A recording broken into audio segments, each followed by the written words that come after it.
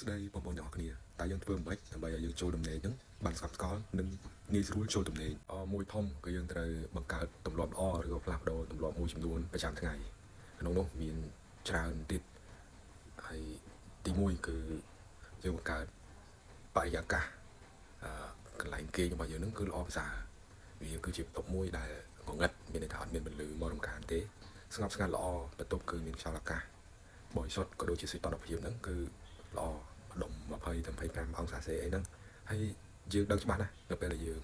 បិទភ្លើងទៅរាងកាយយើងបានផលិតអរម៉ូនមួយដែលជាអរម៉ូនងងុយគេគឺមេឡាតូនីនហើយច្បាស់ណាស់បើសិនជាយើងធ្វើឲ្យភ្លើងចូលក្នុងបន្ទប់យើងឬក៏បើកភ្លើងគឺវានឹងរំញោចរំខានក៏ដូចជាធ្វើមិនឲ្យយើងងងុយគេងឬក៏គេងមិនស្កប់ស្កល់គេងមិនបានអីចឹងទី2គឺពន្លឺពណ៌ខៀវពន្លឺពណ៌ខៀវដែលចេញពីទូរស័ព្ទនិងកុំព្យូទ័រហ្នឹងគឺ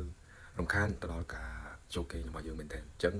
មុនដែលយើងចូលគេងគឺយើងត្រូវឈប់ប្រើកុំព្យូទ័រឬក៏ទូរស័ព្ទ1ម៉ោងមុន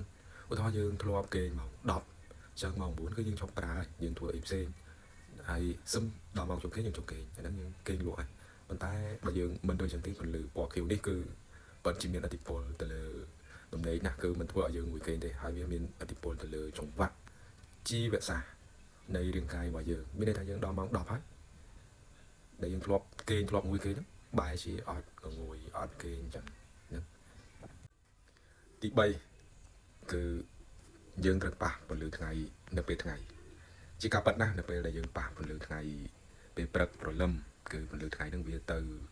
សម្រួលនាឡិកាជីវសាស្ត្រនៃជីវិតរបស់យើងហ្នឹងជាក់ស្ដែងគឺនៅពេលដែលយើងប៉ះពន្លឺព្រះអាទិត្យពេលព្រឹកហ្នឹងអញ្ចឹងវាជួយឲ្យយើងដល់ពេលយប់គឺយើងឆាប់ងុយគេងគឺយើងងុយគេងតែបើគឺដល់ពេលវេលា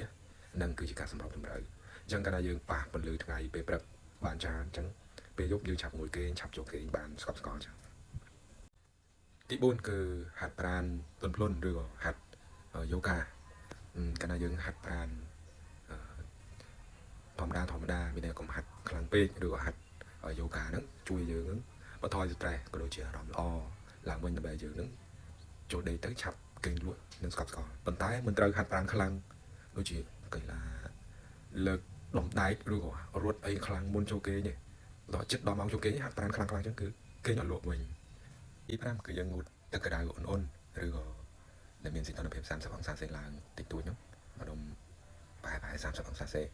ឬក្រៅពីងូតទឹកហ្នឹងគឺយើងអាចមុនចូលគេងគឺយើងអាចត្រាំទឹកក្តៅជើង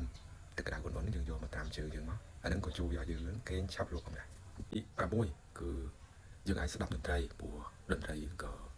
ធ្វើឲ្យយើងបាត់កង្វល់ឬបំភ្លេចអ្វីគ្រប់បែបយ៉ាងអញ្ចឹងធ្វើឲ្យយើងលងលោចក៏អាចគេងលក់ផងដែរហើយទី7គឺយើងអាចប្រើប្រេងក្អូបឬក៏គេហៅថាពពុះក្លែប gel អីចឹងដើម្បីមានក្លិនក្អូបហើយក៏ដូចជារំញោចឲ្យយើងឆាប់គេងលក់ផងដែរពីធំគឺបច្ចេកទេសដកដង្ហើមបច្ចេកទេសដកដង្ហើមហ្នឹងគឺគេឲ្យឈ្មោះថាបច្ចេកទេសដកដង្ហើម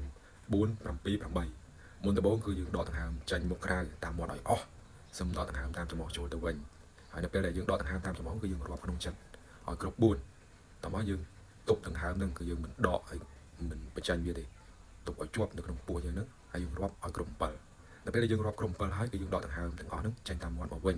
មានន័យថាយើងដកដង្ហើមយឺតហើយយើងរាប់ក្នុងចិត្តឲ្យបានគ្រប់8ហើយ